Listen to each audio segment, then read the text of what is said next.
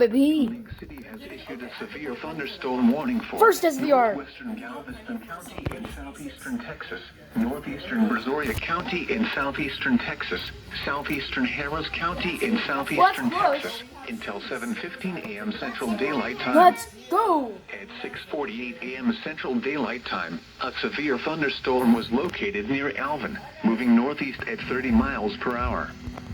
Hazard, 60 miles per hour wind gusts and penny-size hail. Source, radar indicated.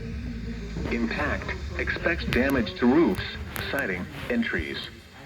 Locations impacted include southeastern Pearland, Lee City, Friendswood, Alvin, Dickinson, Santa Fe, Webster, southeastern Magville, South Belt Ellington, southern Clear Lake, Nassau Bay, Hillcrest, and Ellington Field.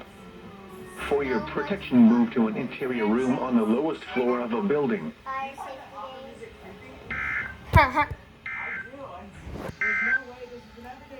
Flood watch remains in effect through this evening. What? Jamming out to that Radio Shack.